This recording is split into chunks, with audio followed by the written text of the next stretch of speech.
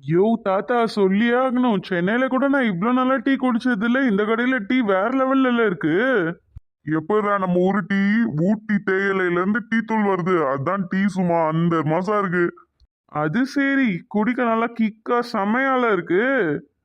சென்னையிலயும் இந்த மாதிரி டேஸ்டியான டீ எல்லாம் கிடைச்சா அவ்வளவுதான், செம்மையா பிசினஸ் அள்ளிட்டு போகும். பேசாம இந்த டீ கடைக்கார அண்ணாவை சென்னைக்கு கடத்திட்டு போயிடலாமான்னு பாக்குறேன். அவனை ஏன்டா கடத்திக்கிட்டு நீ கூப்பிட்டாலே பின்னாடி வருவான். யாருடா போன்ல? தாத்தா கிட்ட பேசாம போன்ல யார் கூட கடல போட்டுட்டு இருக்க?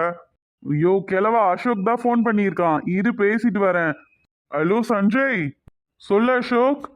என்னடா வந்துட்டீங்களா? எவ்வளோ நேரம் தாண்டா வரீங்க? என்ன தாண்டா பண்றீங்க? ஊருக்கு வர மாதிரி ஐடியா இருக்கா இல்லையா? 10 மணிக்கு வந்துடுவேன், 12 மணிக்கு வந்துடுவேன் சொல்லி இப்போ மணி 1 ஆக போகுது. வந்து சேர்ந்தீங்களா இல்லையா? வந்துட்டோம்டா, பஸ் ஸ்டாப்ல தான் வெயிட் பண்றோம். அப்பா, ஒரு வழியா வந்துட்டீங்களா?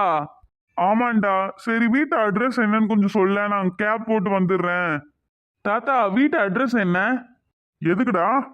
அசோக் அப்பா எல்லாரும் வந்துட்டாங்களா, அதான் அங்க இருந்து கேபு போட்டு வீட்டுக்கு வரலான்னு தான் அட்ரஸ் கேக்குறாங்க. அட்ரஸ் என்னது? அட, அங்க இருந்து கேப் எல்லாம் கிடைக்காது. இதெல்லாம் சென்னைன்னு நினைச்சியா? இந்த ஊர்ல கேப் அதெல்லாம் எதுவுமே கிடைக்காது, ஆட்டோ தான் கிடைக்கும். அதுவும் அவன் நம்பா கேட்பான் அங்க இருந்து நம்ம வீட்டுக்கு வர்றதுக்கு. அப்ப அவங்களை என்னதான் பண்ண சொல்றது? அதான் வீட்டுக்கு தண்டமா ஒருத்தன் இருக்கானே அரவிந்த், அவனை கார் எடுத்துட்டு போய் கூட்டு வர சொல்றேன். அப்படியா, சரி ஓகே. ஏ அசோக், சொல்லுடா, நோட் பண்ணிக்கிறேன். ஏ அங்க இருந்து கேப் எல்லாம் வராதாண்டா, ஆட்டோ தான் வருமா. ஆட்டோக்காரன் நிறைய காசு கேட்பானாண்டா. அப்படியா? சரி, என்ன பண்ணி தொலைக்கிறது? அட்ரஸ் சொல்லு, ஆட்டோலே வரும். அதெல்லாம் ஒண்ணு வேணாம், இங்க அரவிந்த் கார் வச்சிருக்கான், அவன் உங்களை கூட்டிட்டு வந்துருவானா. தாத்தா அவனை அனுப்புறேன்னு சொன்னாரு. ஏய், அவனுக்கு ஏன்டா வீண்ஸ்டமோ? நீ அட்ரஸ கூடுறா, நாங்களே வந்துடுறோம். ஏய், கை குழந்தைய வச்சுட்டு ஆட்டோல வருவியா? இவ்வளோ பேர் வரீங்க, 2 ஆட்டோ பிடிக்கணும், எவ்வளோ செலவாகும் தெரியுமா? அதெல்லாம் நான் பாத்துக்கிறேன், நீ அட்ரஸ் முதல்ல சொல்லு. மூடிட்டு வை, இன்னும் அரவிந்த் 10 மினிட்ஸ்ல வந்துருவான், அது வரைக்கும் அங்கேயே வெயிட் பண்ணிட்டு இருங்க. டேய் டேய், என்னவாண்டா சஞ்சய்? அங்கே இருடா, அரவிந்த் வருவான் அப்படின்னு சொல்லிட்டேன். சரி சரி, நீ இங்கே இரு, நான் போய் காசு கொடுத்துட்டு நம்ம வீட்டுக்கு போய் அவனை எழுப்புவோம். ஏன், காசு எங்க கிட்ட எல்லாம் இல்லையா? ஐயோ கிளவா, நான் காசு கொடுத்துக்கிறேன், நீ வீட்டுக்கு போய் அவனை முதல்ல கிளப்பு. அவன் அன்னைக்கே எங்களை ஒரு மாதிரி வினோதமா பார்த்தான், இன்னைக்கு வேற இவங்களை கூட்டிட்டு வரணும்னு சொன்னதுக்கு என்னென்ன பண்ண போறானோ தெரியல. போய் அவனை கன்வின்ஸ் பண்ணு, போ முதல்ல. அரவிந்தே, இந்தாடா அரவிந்தே. இந்த பயலுக்கு காதே கேட்டு தொலையாது. அரவிந்தே வீட்டுலதான் இருக்கானா இல்ல ஊர் போறக்கு எங்கேயாச்சும் போயிட்டானான்னு தெரியலையே. டே அரவிந்தே. சொல்லுங்க தாத்தா. ஏய், உனக்கு காதே கேட்டு தொலையாதாடா? வயசான காலத்துல நீ ஏன் இப்படி கத்த விட்டுற? ஒரு டைம் கூப்பிட்டாலே வர வேண்டியதானே? உள்ள உட்காந்து காதுல ஏர்போன் மாட்டி பாட்டு கேட்டுட்டு இருந்தா எப்படி கேட்கும்? ஏன் என் ரூம்குள்ள எல்லாம் வந்து கூப்பிட மாட்டீங்களா? எல்லாரும் இங்க நின்னேதான் அரவிந்தா அரவிந்தன்னு கூப்பிடுவீங்களா? முதல்ல அந்த செவிட்டு மிஷினை உடைக்கணும். இந்த காலத்துல நானே செவிட்டு மிஷினை என் காதுல வைக்கல, இவனுங்கெல்லாம் வச்சுக்கிட்டு திடீரானுங்க சின்ன வயசுலயே. சரி, எது கூப்பிட்டீங்க சொல்லுங்க. ஊர்ல இருந்து அசோக்கு அவங்க அப்பன் எல்லாரும் வந்திருக்காங்களாம், போய் கூட்டிட்டு வந்துருப்போ, பஸ் ஸ்டாப்ல வெயிட் பண்றாங்களாம். என்னைய பார்த்தா என்ன வேலைக்கார மாதிரி தெரியுதா? சும்மா சும்மா அனுப்பிட்டு இருக்கீங்க, இவங்களை கூட்டிட்டு வா அவங்கள கூட்டிட்டு வான்னு. ஏன், சென்னையில இருந்து புதுக்கோட்டைக்கு வர தெரிஞ்சவங்களுக்கு புதுக்கோட்டையில இருந்து நம்ம வீட்டுக்கு வர தெரியாதோ? அட்ரஸ் சொல்லி விடுங்க, வந்து சேருவாங்க. அட, போட்டேன்னு வை, என்னடா வாய்க்கொழுப்பா பேசுற? முதல்ல கிளம்பு போ. கை குழந்தைய கையில வச்சுட்டு எவ்வளவு நேரம் நிப்பாங்க? நம்ம ஊர்ல வெயில் வேற அதிகமா அடிக்குது. சின்ன புள்ள, அந்த புள்ளைக்கு என்ன வேணுமா? நீ தானே ஒரு மாமனா, போய் கூட்டிட்டு வரணும் அழகா. சின்ன கை குழந்தை வருது, இவ்வளவு நாள் சேர்ந்து ஊர்ல இருந்து எல்லாரும் வந்திருக்காங்க அப்படின்னா நீ தான் பொறுப்பா போய் அவங்களுக்கு எல்லாத்தையும் செய்யணும். என்னமோ போய் இந்த பஸ் ஸ்டாண்ட்ல இருந்து கூட்டிட்டு வாடான்னு சொன்னதுக்கு ஓர பண்ணிக்கிட்டு இருக்க. கிளம்புறியா இல்லையா நீ? இப்ப நீ எல்லாம் என் தலை எழுத்து, இதுங்களுக்கு எல்லாம் உதவி செய்யணும். என்னடா முணுமுணுத்துட்டு இருக்க? இப்ப போவியா இல்லையா நீ? போய் தொலைறேன். எல்லாம் என் நேரம், இதுங்களுக்கெல்லாம் உதவி செய்யணும். ச்சே, எங்க நிக்குதுங்களா எல்லாம்? பஸ் ஸ்டாண்ட்ல தான் நிக்கிறாங்களாண்டா, போய் கூப்பிட்டுட்டு வா. நீ சொல்றதுக்காக நான் போறேன், ஆனா பஸ் ஸ்டாண்ட்ல அவங்க இல்லைன்னா கார் எடுத்து திரும்பி வந்துடுவேன். அப்புறம் அவங்க எப்படியோ வர சொல்லி, இல்ல அப்படியே சென்னைக்கு போக சொல்லி, எனக்கு கவலை இல்லை. ஐயோ அப்பா, டேய் வந்துட்டாங்களாமாண்டா, வெயிட் பண்றாங்களாண்டா, சீக்கிரம் போடா. போய் தொலைகிறேன். எல்லாம் என் தலை எழுத்துச்சே. இன்னும் ஒரு வாரம் இவனை வச்சு எப்படி சமாளிக்க போறேன்னு தெரியலையே. இந்த வயசுல இவனுக்கு இவ்வளவு கோபம் ஆகாதுப்பா, அநியாயத்துக்குள்ள கோவப்படுறான். அவங்க எல்லாம் வந்ததுக்கு அப்புறம் என்னென்ன பேச்சு வாங்க போறானோ தெரியல.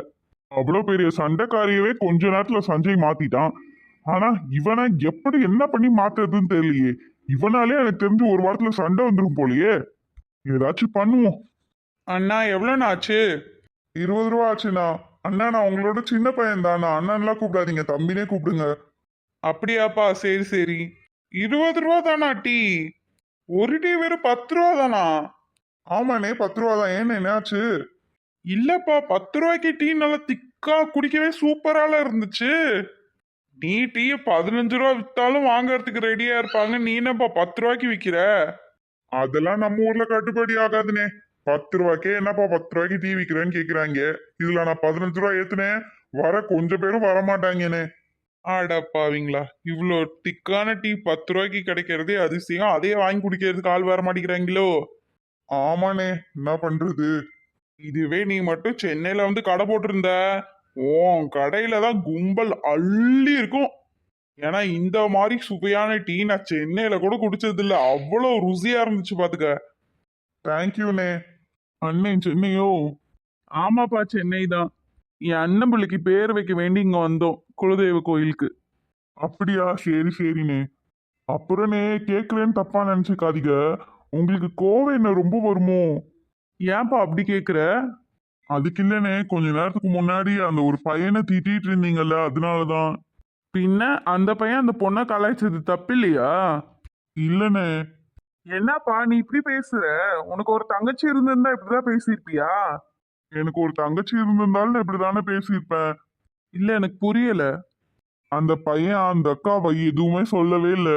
சும்மா நார்மலா தான் அந்த பொண்ணுகிட்ட பேசிட்டு இருந்தாங்க.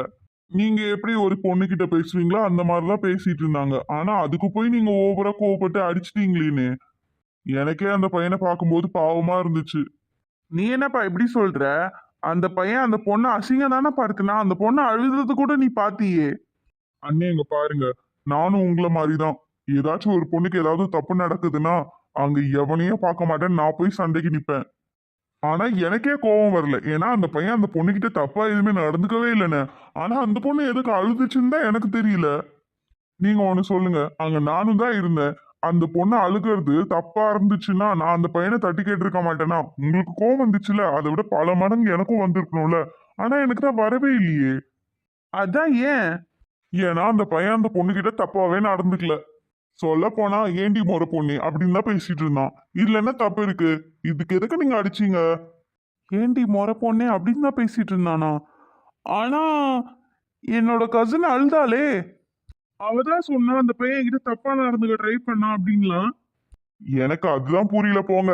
ஏன் அந்த பொண்ணு தேவையில்லாம போய் சொல்லிச்சுன்னு தான் தெரியல. பொய் சொல்லுச்சா? ஆமாண்ணே, நீங்க சரியாவே விசாரிக்காம அந்த பயலை போட்டு அடிச்சிட்டீங்க. எனக்கே நீங்க அவனை அடிச்சதை பார்த்தா பாவமா இருந்துச்சு. இவன் என்ன பண்ணாத தப்புக்கெல்லாம் வந்து அடி வாங்கிறான் அப்படின்னு சொல்லி. உண்மையதான் சொல்றியா? நான் ஏனே அந்த பையனுக்கு போய் சப்போர்ட் பண்ணணும்? அந்த இடத்துல தப்பா ஏதாவது ஒரு விஷயம் நடந்துச்சுன்னா நான் கேட்டிருக்க மாட்டேனா? ஏன் அந்த பொண்ணு கூட ஒரு பொண்ணு வந்தாங்களே, அவங்க கேட்டிருக்க மாட்டாங்களா? நானும் ஒண்ணுமே கேட்கல, அவங்களும் ஒண்ணுமே கேட்கல அப்படின்னா அங்க எதுவுமே நடக்கலன்னு தானே அர்த்தம். அது கூட தெரியாம நீங்க ஏன் அந்த பையனை போட்டு அடிச்சீங்களோ தெரியல. கன்ஃபியூஷனா இருக்கே, இந்த பையன் உண்மையதான் சொல்றானா? அப்படி இவன் உண்மையா சொன்னா எதுக்கு யாழினி என்கிட்ட அழுது நடிச்சிருக்கணும்? அவ அப்படி நடிக்கிறதுக்கான வேலையே கிடையாதே. அவ என்கிட்ட பொய்யா நடிக்கணும்ன்ற தேவையே இல்ல. ஒருவேளை இந்த பையன் பொய் சொல்றானா, இல்ல உண்மையிலே அவ நம்ம கிட்ட நடிச்சிருப்பாளா? கன்ஃபியூஷனா இருக்கே. சரிப்பா, என்னமோ விடு, அதான் முடிஞ்சு போச்சு, இனிமேட்டு பேசி என்ன பிரயோஜனம்? அதுக்கு சொல்ல வரலேனே, உங்களுக்கு முன்கோபம் ரொம்ப வருது. முன்கோபம் வர்றதுக்கு முன்னாடி 4 பேர்கிட்ட விசாரிங்க, அதுக்கப்புறம் கோவப்படுங்க. பட்டுன்னுலாம் எல்லாரையும் அடிச்சிடாதீங்க. பாவம்லாம் அந்த பையன் எவ்வளவு ஃபீல் பண்ணியிருப்பான். புரியுதுப்பா. சரிங்கண்ணே, நான் உங்ககிட்ட சொல்லணும்னு இல்லை, நீங்களே என்னை விட பெரியவங்க. கண்டிப்பா உங்களுக்கே எல்லாமே தெரிஞ்சிருக்கும். நான் எனக்கு தோணுச்சேன்னு சொன்னேன். அது மட்டும் இல்லாம உங்ககிட்ட சொல்லணும்லாம் சொல்லல. திடீர்னு உங்களை இப்ப பார்த்துட்டேன், அதனால தான் சொன்னேன். நீங்க எதுவும் என்னை தப்பா நினைச்சுக்காதீங்க. எனக்கு தோணுனதுனால நான் சொன்னேன். சரிப்பா, நான் எதுவும் தப்பா நினைச்சுக்கல. சரிங்கண்ணே, கடைக்கு கஸ்டமர் வந்துட்டாங்க, நான் போறேன். சரிப்பா. அடிக்கடிக்கு கடைக்கு வாங்க. கண்டிப்பா.